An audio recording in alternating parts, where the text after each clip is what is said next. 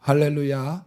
예, 주님의 은혜와 사랑과 평화가 주님의 치료와 구원이 함께 하시기를 주의 이름으로 축원합니다. 마이크 사정이 좀 안 좋아서 제가 오늘 부흥회처럼 이렇게 마이크를 들고 섰는데 양해하시기를 바라고 갑절의 은혜와 능력이 이 시간 임하기를 예수의 이름으로 축복합니다. 비방하지 마라, 그런 제목을 가지고 말씀을 증거하려고 합니다. 야고보서는 신약의 잠언이라고 일컬을 만큼 우리들의 신앙생활에 어떠한 사고방식과 처신이 필요한가를 잘 일러주고 있는 귀한 서신입니다. 인도 속담에 보면 그 사람의 신을 2주간 신어보기 전에는 그 사람을 판단하지 말라고 하는 그런 속담이 있습니다. 그 자리에 서본 사람만이 그 심정을 이해하는 거지요. 그러니까 인간이 가지고 있는 눈과 귀라고 하는 것은 올바른 판단의 잣대나 그런 지침이 되지 못한다라고 하는 뜻이라고 보여집니다. 사람은 주로 뭘 보느냐 하면은 외모를 봐요. 우리가 사무엘상 16장에 보면 하나님께서 사울을 버리시고 기도의 사람 사무엘을 통하여 이새의 집에 방문하여 거기에서 아들들에게 기름을 부으라, 그 중에 한 명에게 기름 부으라고 말씀을 하셨죠. 그래서 기름을 부으러 지금은 갑니다. 여러분, 우리가 좀 논외의 이야기지만 어떤 하나님의 응답이 단정적인 것은 조금 조심해야지 돼요. 예, 이새에게 기름을 부어라 그렇게 얘기하지 아니하고 그 집에 있는 한 아들에게 기름을 부어라 그렇게 말씀하신 거죠.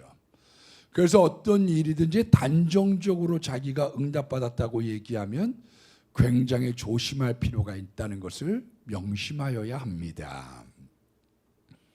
그런데 맨 처음에 장형 맏아들이었던 엘리압에게 기름을 부으려고 보니 과연 여호와께서 기름 부으시려고 하는 자가 주님 앞에 있도다 그렇게 감탄을 해요. 신장이 좋고 인물이 출중했던 것 같습니다.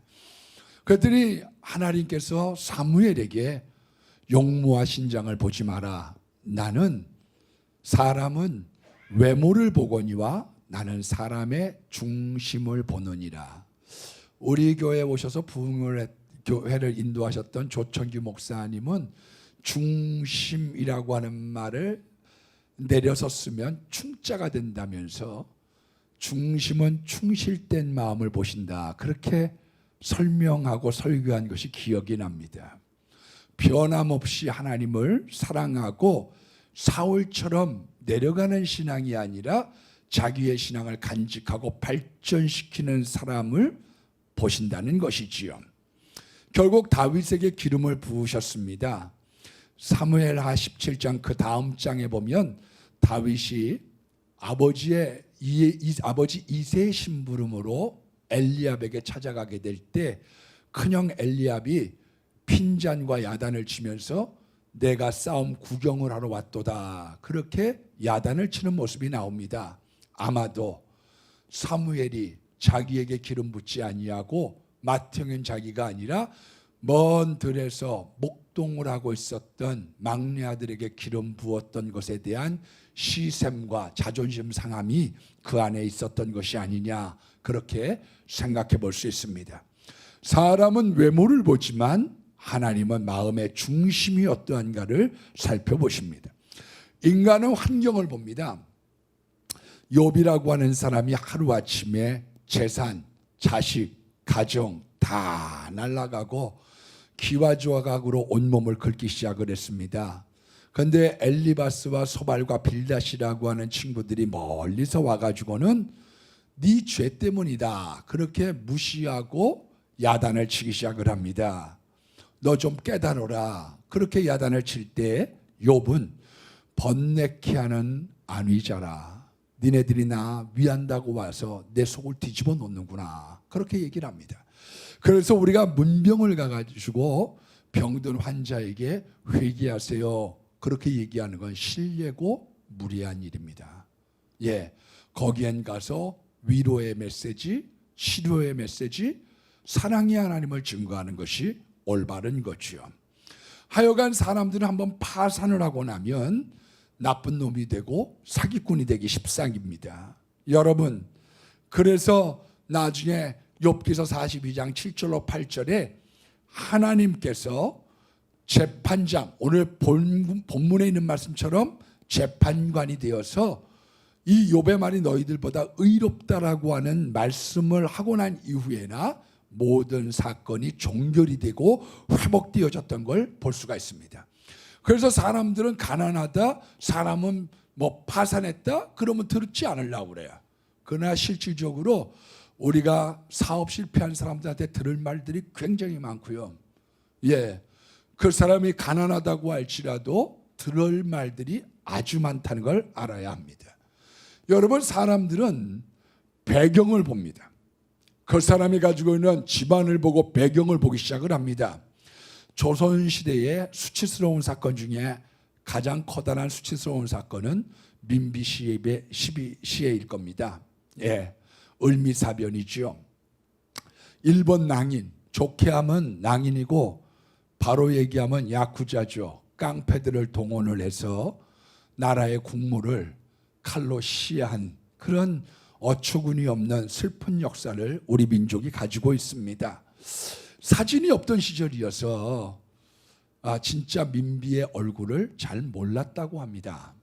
그런데 민비가 가운데 있고 궁녀들이 둘러싼 모습을 보고 이 야쿠자들, 랑인들이 끌어내서 칼로 시해하고 불태워 죽이거나 불을 태우고 우물에 빠뜨렸다고 하는 거지요. 이 가슴 아픈 역사를 우리가 뒤돌아보면서 실질적으로 이 낭인들과 일본 공사를 안내했던 사람이 누구냐 하면 우범선이라고 하는 당시 별기군 대장입니다. 황궁을 지켜야 될 사람이 적이 앞잡이 노릇이 되어져서 민비, 황후를 죽이는데 앞장섰던 겁니다. 이 일을 행하고 난 다음에 이자가 보복이 두려워서 일본으로 망명을 하고 일본 여자와 결혼해서 아들을 하나 낳게 됐습니다.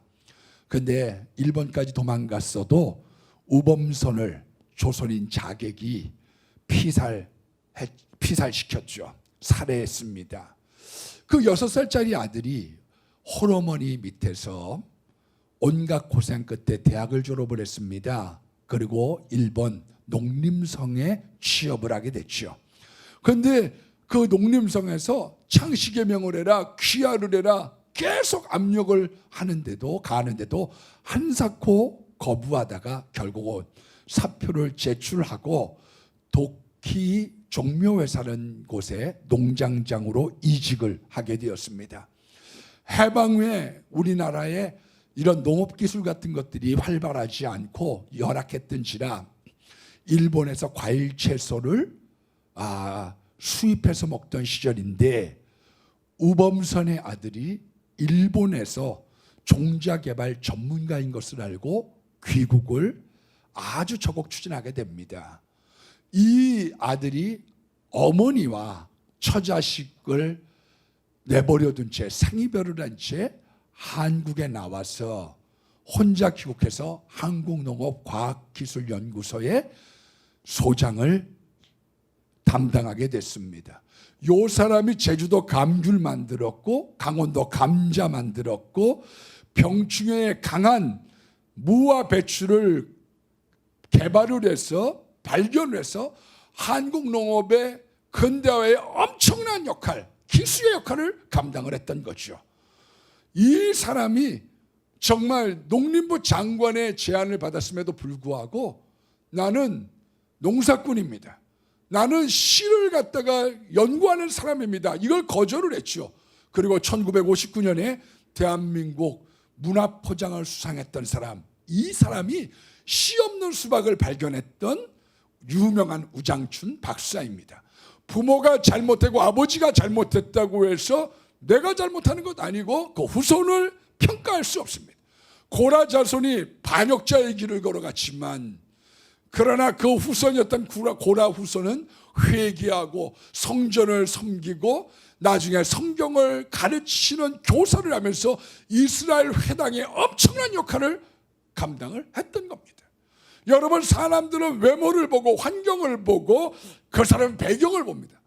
그리고 안타깝게도 사람들의 단점을 봅니다. 유명한 미국의 설교가인 찰스 스윈들은 아주 특별한 친구 한 명을 가지고 있었습니다. 이 친구는 얼굴 한쪽에 붉은 반점으로 가득한, 심지어는 목과 입술과 여기까지 다 반점이 있는 친구입니다. 근데 너무나 명랑하고 밝게 지내요. 그래서 어느 날 용기를 내서 이 친구에게 물어보게 됐습니다.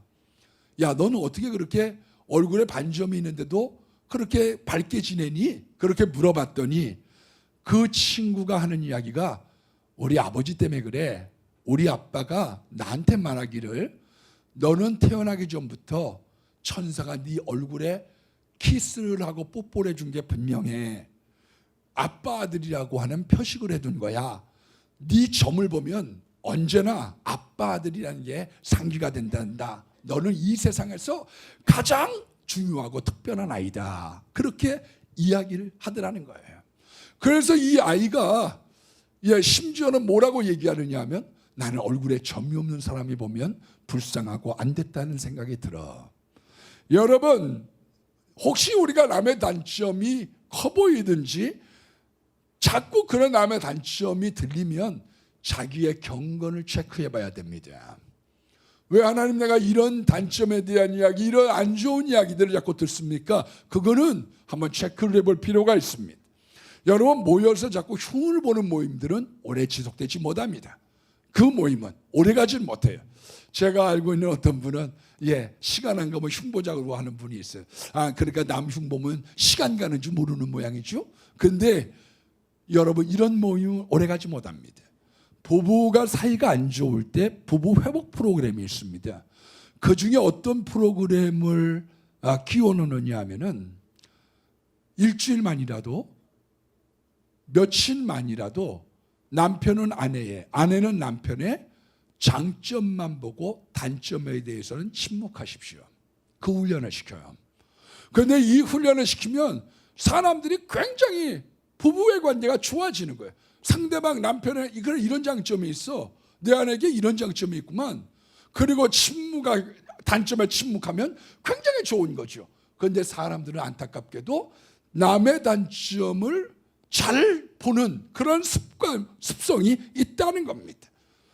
특별히 또 우리들은 어떤 게 있느냐 하면 자기의 입장에서 생각하기 때문에 비난하는 거예요. 내 입장, 내 생각, 내 기준, 내 잣대가 있는 것이죠. 이번에 이제 제가 총회에서 이단대책위원장이다 보니까 보고를 하는 시간을 갖게 됐습니다. 40분 정도, 하루뿐인데도 굉장히 오랜 시간을 우리 이단대책위원회에 할애를 해주셨습니다.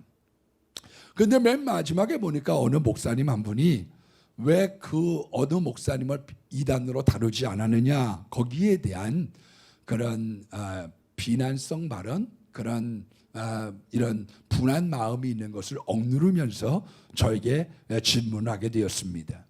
그러나 내용의 실상을 갖다가 우리가 살펴보면 우리가 어느 목사님이 상대방 교단에 있다고 하면 그 교단에게 우리가 물어보는 것이 예의입니다. 예의예요. 우리가 남의 자식을 때리는데 그 부모한테 허락도 안 받고 막 매질을 할 수 있나요? 내 자식 귀하면 남의 자식도 귀한 거지요.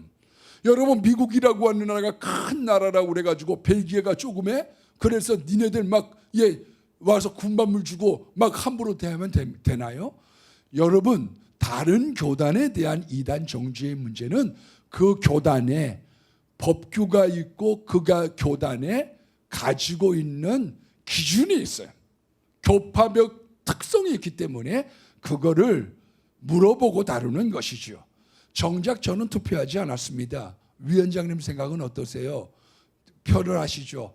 제가 손을 들면 사람들에게 영향을 끼칠 수 있습니다. 저는 캐스팅 보트 동수가 나오면 그때 제 안건을, 제 의견을 표명하고 우리 앞에 있어서의 우리 여정을 위해서 저는 여기서는 침묵하고 있는 것이 좋겠습니다. 그리고서 투표를 했더니 7대4로 이 목사님에 대하여 다르지 않기로 결정이 되어졌어요.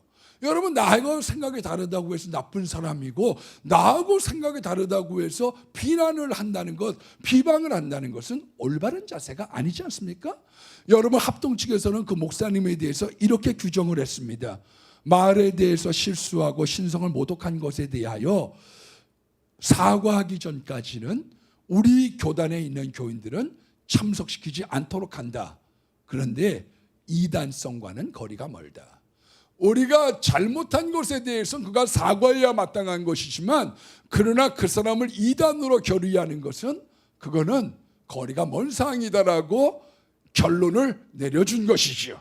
여러분, 자기와 의견이 같았던 S교회, D교회, 그거는 오케이고 그건 좋고, 자기하고 다르게 의견이 다르면 그거는 비방하면 되겠습니까? 그거는 우리들의 삶 속에 있어서 조심해야지 될 우리가 진영의 논리라고 하죠. 나하고 친한 사람, 내 생각과 같은 사람들을 가지고 가는 것 이전에 우리가 법규가 무엇이고 전례와 관습이 무엇이며 올바른 규정, 그 잣대를 가지고 살펴볼 줄 아는 것, 그건 굉장히 중요하다고 생각이 되어집니다.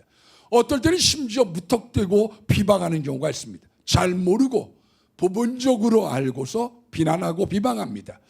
어떤 분의 이야기를 듣노라면, 제가 이제 교회 목사의 일들을 제법 이제 보게 되고 또 총회에서 이단대책위원장의 일을 보다 보면 여러 가지 사람들의 사생활과 이 비밀에 대한 이야기들을 적지 않게 알게 되게 됩니다.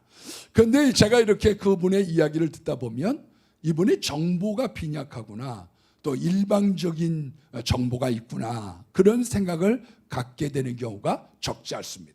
잘못되고 일방적인 이 정보를 가지고 흥분하고 비방하고 맞장구 치는 경우가 많은 것이지요. 여러분, 우리가 그런 점에서 어떤 일이든지 비방이라고 하는 것은 신중해야지 되고, 반대의 의견을 경청한다는 것은 굉장히 중요한 자세인 겁니다. 그래서 이스라엘 사람들은 회의를 하는 어떤 회의든지 반드시 반대 의견을 제시하는 사람을 거기에다가 심어놓는 거죠. 왜? 우리들의 의견이 이렇게 한결같지만 여기에 대한 반대 의견에 심겨주는 가운데 그런 의견을 우리들에게 들려주는 다른 맥락의 관점을 보는 가운데 정말 올바른 것에 대한 것을 규명하고자 하는 그 마음의 자세가 있기 때문에 그런 겁니다. 그러므로 우리가 무턱대고 비방하는 것, 우리가 조심해야지 되는 거죠. 더더군다나 우리가 비판할 자격이 없는 경우가 많습니다. 똥 묻은 개가 겨 묻은 개를 나무랄 때가 많습니다. 자기 눈에 들 뻔은 보지 못하고 남의 눈에 티는 본다고 주님은 말씀하고 계시는 거죠. 사람은 누구나 자기 일에는 관대하기 마련입니다. 자기 일은 합리화를 시키고 자기는 내노란불이 있는 거죠. 제가 언제 한번 이렇게 국회 청문회를 한번 잠깐 본 적이 있었더니 내노란불이라고 하는 말을 썼더니 거기에 이제 나오신 분이 내노란불이 뭡니까? 국회의원이 내노란불도 모르세요? 그래가지고 막 이야기한 걸 제가 이렇게 자세히 주의 깊게 들었던 적이 있습니다. 여러분, 내노란불이라는 게 왜 나옵니까? 사람은 자기에게는 관대합니다. 그리고 남에게는 올바른 규정과 잣대를 들이대려고 하는 경우가 적지 않기 때문이지요. 우리가 성경에서도 보면 요한복음 8장에 보면 한 가늠한 여인이 현장에서 붙잡혔습니다. 이 여자를 그 현장에서 끌고 오다 보니까 아마 옷도 입지 않은 채 온갖 수치를 당하고 끌려왔을 겁니다. 그때 이 끌고 온 사람들이 예수님을 시험하고 싶은 마음이 있었습니다. 모세의 율법에는 이런 사람을 죽이라고 얘기했습니다. 돌로 치라고 얘기했는데 사랑을 얘기하고 죄인을 위해서 왔다고 하는 당신의 견해는 어떻습니까? 당신은 이 사람에 대해서 뭐라고 얘기하고 싶습니까? 그것을 질문을 하게 되었습니다. 그때 예수님께서는 인격적인 분이셔서 땅바닥에 글을 쓰기 시작했습니다.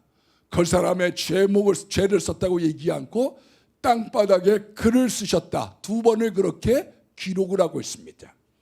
그러나 우리가 능히 추론하고도 남을 만큼 예수님께서 그 사람들의 죄를 거기다가 기록을 해놓으신 거지요.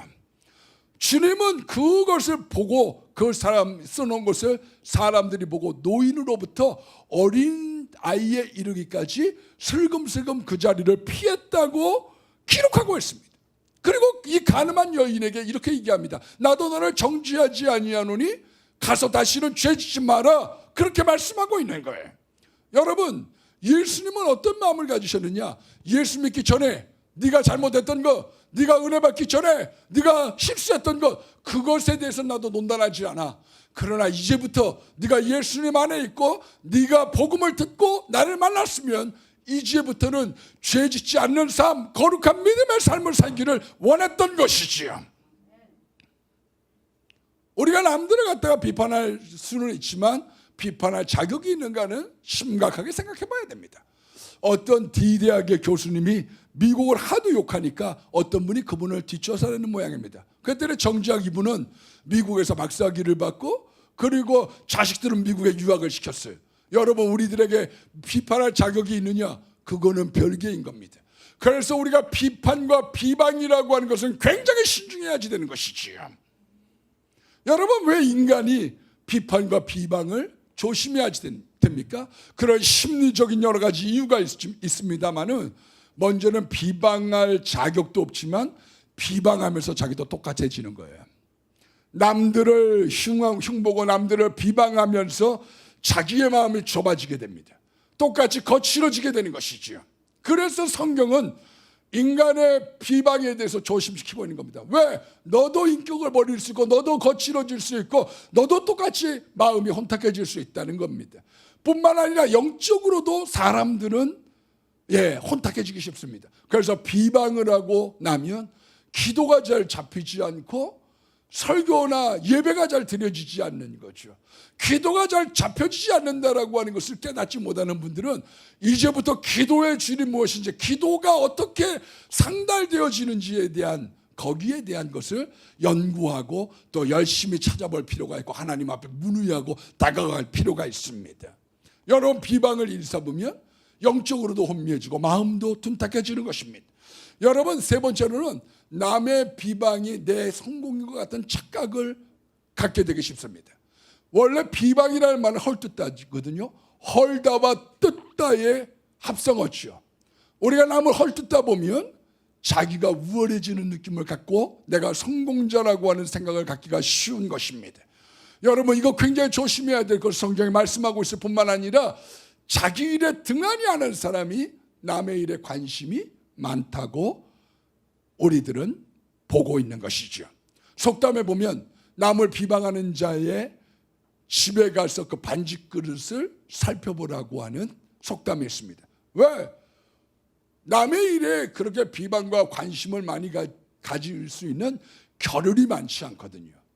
여러분, 어떤 계통이든지 성공한 사람들은 자기 편에 서서 자기 몫에 충실했던 사람입니다.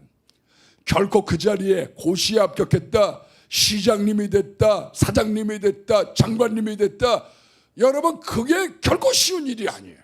거기까지 올라갈 때까지 열심히 살았던 겁니다. 그런데 거기에 도달해서 자기를 갖다가 잘 관리하는 게 중요한 거죠. 다윗의 삶이 그런 것 아닙니까? 다윗이 왕이 될 때까지 얼마나 우여곡절이 많은 삶을 살았습니까?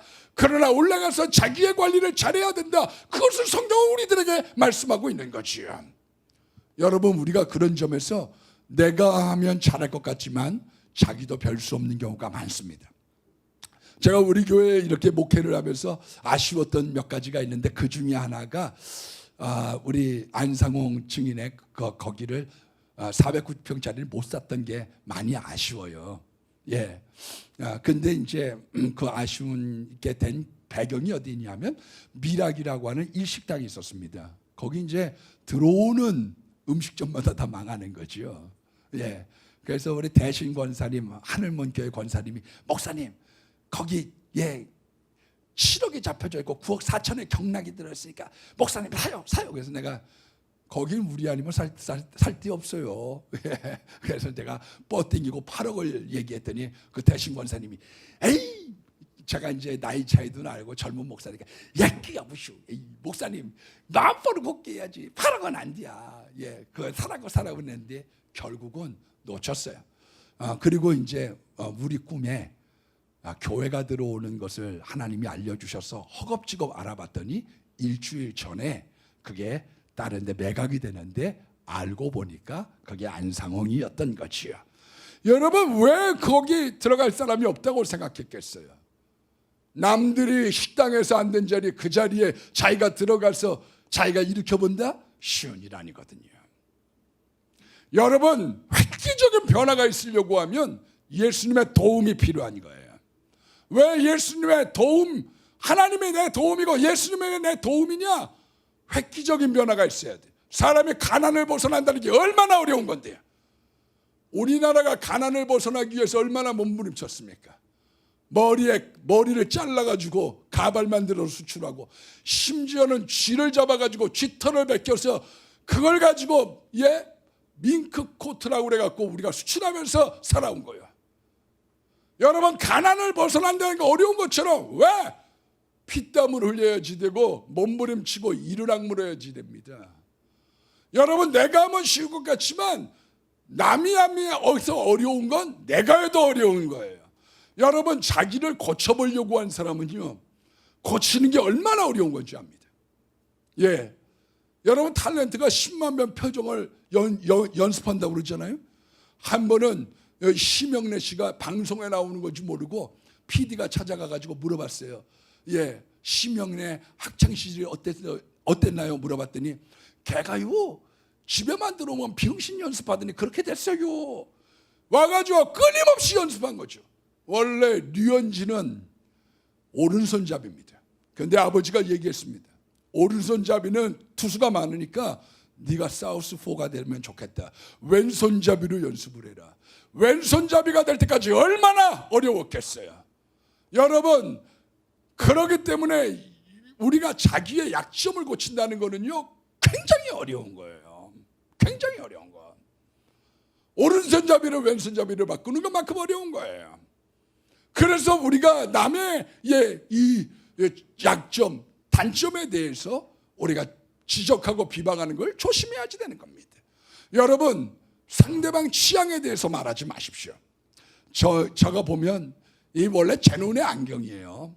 더더군다나 여자분들은 타고 태어나면서부터 공주병 기질이 있어요. 그거를 늙어도 못 벗어. 예, 누가 어떤 분은 막 80이 넘었는데도요, 참, 나 별걸 다 봐 나는. 예, 본인이 도마토라고 생각하는 분들이 많아요. 과일도 아니면서 과일인 척하는 사람들이 얼마나 많은데. 예, 이거. 근데 이런 분들이요, 여자분들이 공주병 갖고 태어나서 평생 자기 마음에 16세 소녀가 있게 살아가는 거예요. 이런 분들이 화려한 막 모자익 쓰고 막 이래가지고 요란하게 옷을 입고 오면 핀잔 주지 마세요. 예? 색 달라졌네. 그러면서 좋은 얘기 해주면 얼마나 좋아요. 왜 그거를 갖다가 깎아내립니까? 어떤 분들은, 제가 이렇게 죄송한 얘기지만 넥타이는 별로 제 돈으로 사본 경험이 없어요. 주는 거 이렇게 입는 거지. 그래서 사실은 넥타이 선물하고 싶을 때가 많아요. 근데 준 사람을 생각해서 계속 찹니다. 저도 뭐 이렇게 선물 드려야 될 분들이 있지만 많지 뭐 저도. 그러나 그거 이제 그 준 사람 생각해서 꼭 찹니다. 어떨 때는 그거 한번 딱 차고 그대로 놔가지고 남 선물 준 것도 있어. 그럴 때가 있죠. 근데 어떤 분이 와가지고 뭐라 그러냐면은, 이 넥타이 차지 마세요. 난 이 색깔 싫어요. 아니, 왜 남의 취향 가지고 얘기를 하냐고. 여러분, 예배 때 라시티를 입으면서 막 이러기 전에는, 큰 모자 쓰고서 이러고 설교 듣기 전에는 취향에 대해서는 얘기할 필요가 없는 겁니다. 더더구나 우리들은 만신창이가 된 사람 옆에 서는 게 좋은 거예요. 우리가 기자를 갖다가 이제 수습 기자가 딱 되면 선배 기자들이 하는 얘기가 있습니다. 정부에 대해서 비판적으로 써라. 그걸 얘기해줘요. 정부에 비판적으로 써라. 이건 정부에 대한 감시 기능이 있는 거 아니에요. 힘 가진 자들은 감시하라고 비판적으로 쓰라는 거죠. 약해져 있는데 거기를 달라붙어서 막 타죠. 우리나라 사람들은 장점들이 많은데 약자에, 그래서 일본은 시지매가 있고 우리나라도 왕따가 있고 우리는 약하면 막 다 쪄서 죽이려고 하는 경향이 있는 거예요. 그러나 여러분, 약자에게 서서 살아가는 것, 그 사람들을 보호해 주려고 하는 것, 그게 기독교 정신이요. 2차 세계대전이 끝나고 난 다음에 이 독일에 있는 이 적장들을 변호해 준 사람이 독일 변호사들이 아닙니다. 미국 변호사들이 변호를 해준 거죠. 그랬더니 미국 변호사들이 반발했어요. 거기에 이제 국선 변호사가 되니까 나 하기 싫다. 그때 기독교의 정신이다. 여러분들이 우리가 싸울 때는 싸웠지만 이기고 난 다음에는 약자를 갖다가 보호하고 그를 대변해 줄 필요가 있다. 이 얼마나 귀한 정신입니까?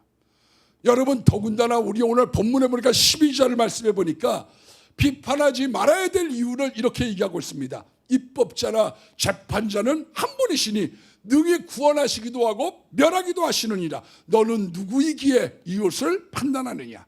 우리는 하나님같이 전지하지 않아요. 하나님만이 전지하시고 전능하신 분인 거예요. 우리가 입법자가 아니기 때문에 기준이 잘못된 경우가 굉장히 많은 거예요. 자기의 잣대, 자기 기준을 가지고 사람을 재단하기 쉬운 거지요. 부분적인 것도 있지요. 우리가 부부가 살면서 하는 얘기가 있습니다. 평생을 살았는데 난 속을 모르겠어, 당신 속을. 예. 이 장로님 속 아세요? 예? 깨진 검은 유리 같은 마음 가지고 도대체 속을 모르는 일들이 우리가 얼마나 많은데, 자기 마음을 자기도 모르는데. 그래서 우리가 성경이라고 하는 건 캐논, 잣대인 거예요. 성경은 거울이 되기 때문에 남을 보는 게 아니라 자기를 보는 거예요. 그래서 내 눈에 들보를 먼저 뽑아, 그리고 남의 눈에 티를 빼는 거예요. 여러분, 남의 눈에 티를 빼는 게 눈이 얼마나 조심스러워요. 우리 외증조 할머니가요, 젊어서 이 백내장 같은 거 수술하시다가 둘 다 신명을 하셨어요. 예, 지금같이 한쪽 눈 수술하고 보여요? 그 다음에 한쪽 눈 수술하고 보여요? 이래야 되는데 그때는 실력도 없으면서 두 눈을 메스를 그냥 대버리는 바람에 두 눈을 다 못 보신 거예요. 남의 눈에 티를 뺀다라고 하는 건 얼마나 조심스러운 건데요. 예, 세상 버릇 8가지 간다는 말이 있습니다. 왜 그러냐? 남 버릇 고치는 거 어렵습니다. 3살 버릇. 어떤 사람은 판단을, 비방을 지나서 저 사람도 고치려고 그래요. 굉장히 어려운 거예요, 여러분. 예, 매로 안 돼요. 때리고 난 다음에 나중에 말년병장 되면 옛날보다 더 하죠. 왜 그러냐? 그거로 사람 못 고치는 거예요. 그래서 성경은 재판장이 하나님이기 때문에 복수는 하나님의 방식이 아니고 비방은 하나님의 영역이라고 성경은 말씀하고 있는 거예요. 마태복음 7장 2절 말씀에도 보니까 너희가 비판하는 그 비판으로 비판을 받을 것이요 너희의 헤아리는 그 헤아림으로 헤아림을 받을 것이니라. 여러분, 비판과 비난이라고 하는 것은 자기에게 돌아오는 부메랑입니다. 여러분들이 생각하는 것보다 우리 집사람이 잔소리가 많아요. 예, 잔소리가 많아요. 예. 그래갖고 내가 하다 보면 잔소리가 많아. 그런데 그 중에 설교 끝나고 어떤 잔소리를 많이 하느냐 하면 뭐 여러 가지가 있지만 그 중에 하나가 대형교회 욕하지 마세요. 다른 목사님들 흉보지 마세요. 언젠가는 목사님도 당하고 심은 대로 거둬요. 그거를 굉장히 얘기를 많이 해요. 우리들이 가만 보면 다른 목사들 흉보는 거, 예, 우리들도 좋아할 때가 많아요. 예, 여러분들만 재미있는 게 아니야. 교인들의 흉은 안 봐, 잘. 왜냐하면 3년 있다가 정일수 권사하고 다시 짝할 가능성이 크거든. 그러니까 그런 얘기를 들으면 그렇다고도 안 하고 가로젓기도 안 해. 가만히 있고 아멘입니다, 기도하겠습니다, 그렇게만 얘기해. 그러나 목사들끼리는 안 그래. 예, 목사들끼리는 또 그렇게 얘기하면 또 재밌어. 또 우리도 시간 가는지 몰라. 그러나 조심해야지 돼. 왜냐하면 그것이 우리들에게 돌아오는 경우가 많은 거지요. 바리새인들이 바리새인들을 향해서 마태복음 23장 24절의 말씀에 보면 맹인된 인도자여 하루 살리는 걸러내고 낙타는 삼키는 경우가 많아요. 큰 건 내버려두고 조그만 거 갖고 그거 갖고 그걸 얘기하기 쉽다는 거예요. 우리가 바리새인 되지 않으려고 하면 우리가 원칙적인 것, 굵은 것, 그것을 갖다가 우리가 견지하고 하루살이 같은 것들에 대해서는 풀어버릴 줄 아는 여유가 필요하다는 거예요. 오늘 14절 말씀에 보니까 비방하고 판단하지 말아야 될 이유가 내일 일을 알지 못하기 때문입니다. 너희 생명이 뭐냐? 잠깐 있다가 없어질 안개와 같은 거예요. 예? 허탄한 자랑하지 마세요. 왜? 새옹지마야. 지금 좋은 게 앞으로 좋다는 보장도 없고 지금 맞다고 앞으로 맞는다는 보장도 없어요. 여러분 얼마 전에 몇 해 됐죠? 예, 안타까운 우리 사건 중에 하나가 50여 년 만에 조봉암 씨가 무죄 확정 판결을 받았어요. 이 사람은 초대 농림부 장관을 했던 사람입니다. 그런데 너무 인기가 좋아져요. 예? 당시로 막 260만 평가를 받아서 대통령 선거 나와가지고요. 이게 정적의 대상이 됐다고 느껴졌다고 보여진 거죠. 그래서 이 사람 엮었습니다. 과거에 공산주의자로서부터 전향을 했는데 전향을 한 것 같지 않다. 공산주의로 묶어가지고 사형시켰습니다. 그런데 그 제목이 뭐냐? 평화통일을 얘기했다는 거예요. 북진통일을 얘기해야지 되는데 북진통일을 얘기하는 시대에 평화통일을 얘기했다고 해서 사형을 당한 거죠. 오늘 맞다고 내일 맞는 겁니까? 내가 지금 맞다고 남들에게 봤을 때도 맞는 겁니까? 그래서 성경 우리가 안개와 같고 잠시 있다 가는 존재, 무능한 존재, 앞을 못 보는 존재 그렇게 표현하고 있는 거예요. 주님은 우리들에게 선을 행하라고 장부하고 있습니다. 아주 중요한 요조를 17절에 말씀하고 있어요. 선을 행할 줄 알면서도 행하지 않으면 죄다. 그래서 우리가 판단 비판이 들어오면 그 시간에 기도해 주라는 뜻으로 야 비방의 얘기가 들면 저 기도해 주라나 보다 그렇게 생각하라는 거예요. 여러분 어려울 때 같이 비방하면 절대로 신뢰가 생기지 않습니다. 앞으로는 저 사람이 언젠가 내용도 본다고 생각하기 때문에 사람이 거리를 두기 시작하는 거예요.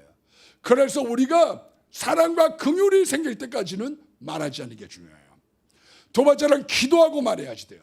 세 번째는 침묵보다 더 좋은 건 없습니다. 침묵보다. 저도 공중적으로는 잘 얘기하지 않지만 개인적으로 와서 얘기하면 조조하게 얘기해 주는 경우가 많습니다.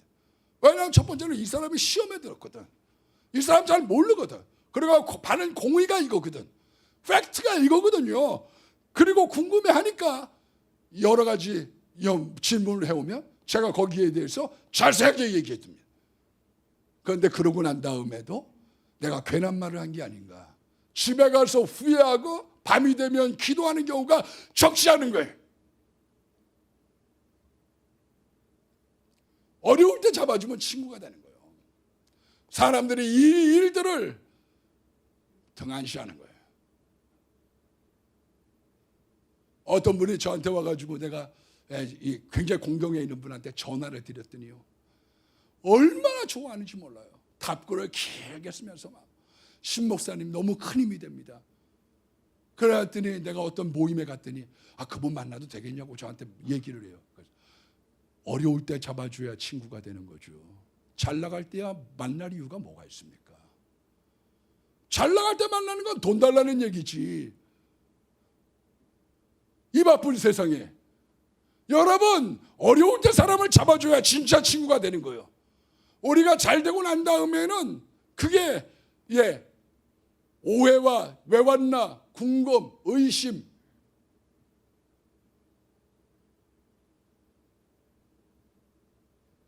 사람들에게 진심을 한다는 게 쉬운 게 아니에요, 여러분. 우리 어머니도 저한테 돈을 요만큼 맡겨놓은 게 있어요. 요만큼 맡겨놓은 게 있는데 우리 어머니도 저를 의심해. 내가 모를 줄 알고 그거 네가 교회 건축 어려우면 그 돈 쓰려고 하는 거 아니야? 그런 마음을 갖고 있는 걸 내가 모를 줄 알고 내가 막내니까 지금도 반말해. 63세가 92세한테 엄마 나 그렇게 안 해. 그럼 건축 그래 맞아. 여러분 사람들에게 있어서 절대 누구는 얘기 못해요. 어려울 때 잡아주고 어려울 때 동지가 되어줘야지. 여러분 성경이 얘기하고 있습니다. 남 비방하지 마라. 자기 자랑하지 마라. 왜? 자기를 높이는 거예요, 이게. 남 깎아내리고 자기 자랑, 허탄한 자랑하지 마. 내일 일 알지 못하면서 그렇게 얘기하는 거예요. 성경은 죄를 미워하되 허물을 덮어주라고 얘기하고 있는 거예요. 그래서 베드로전서 4장 8절의 말씀해 보니까 사랑은 허다한 허물을 덮는 것이고, 잠언서 17장 9절의 말씀해 보면 허물을 거듭말하는 자는 친한 것을 이간하는 자라고 성경이 말씀하고 있는 거예요. 그래서 우리 결론 내립니다. 먼저 판단 비방은 우리 보류합시다. 조금 더 우리가 생각하고 기도하고 우리가 그려봅시다. 두 번째, 판단과 비방을 들을 때 그거를 기도하라고 하는 뜻으로 받아들입시다. 안 좋은 얘기 들으면 내가 나한테 지금 선을 해라고 하고 적극적으로 선을 행할 줄 알면서 선을 행하지 않으면 내가 지금 죄 짓는 거지.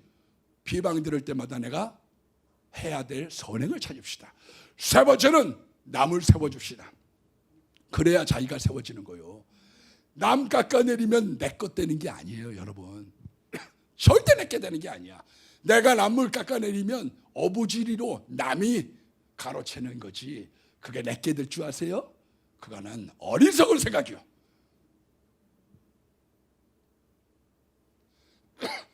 성경이 여러분들에게 당부하고 있는 것처럼 판단 비방, 우리 그 그치는 삶, 그런 얘기 들으면 기도해 주는 삶, 선을 찾는 삶, 그리고 남을 세워주는 은혜가 있기를 예수의 이름으로 축복합니다.